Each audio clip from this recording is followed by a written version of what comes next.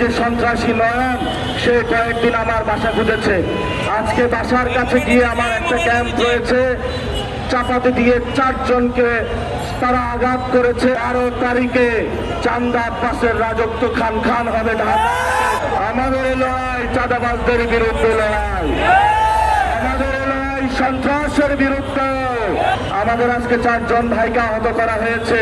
এই যে সন্ত্রাসী নয়ন সে কয়েকদিন আমার বাসা খুঁজেছে। আজকে বাসার কাছে গিয়ে আমার একটা ক্যাম্প রয়েছে, চাপাতি দিয়ে 4 জনকে তারা আঘাত করেছে এবং 4 জনে আহত হয়েছে। আমরা তাদের বিরুদ্ধে মামলা করব। সন্ত্রাসীদের সাথে আমরা 1 সেকেন্ডের জন্য আপোষ করব না। ইনশাআল্লাহ 12 তারিখে চান্দা আব্বাসের রাজত্ব খান খান হবে ঢাকা। ইনশাআল্লাহ সবাই ভালো থাকবে। খান খানের সময় আছে।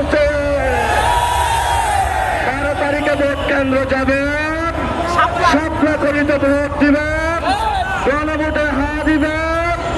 নতুন বাংলাদেশ হবে, জনতার এমপি হবে, জমিদারি প্রথা বিলুপ্ত হবে ইনশাআল্লাহ। আমাদের লড়াই চাঁদাবাজদের বিরুদ্ধে লড়াই, আমাদের লড়াই সন্ত্রাসের বিরুদ্ধে, আমাদের লড়াই উসমান হাদি ভাই খুনের বিচারের দাবিতে, আমাদের লড়াই আপনার সন্তানের শিক্ষার জন্য, আমাদের লড়াই আপনার বৃদ্ধ মা বাবার চিকিৎসার জন্য। ঢাকা 8 আসনের ব্যবসায়ী ভাইরা অনেক কষ্ট যন্ত্রণা সহ্য করেছেন।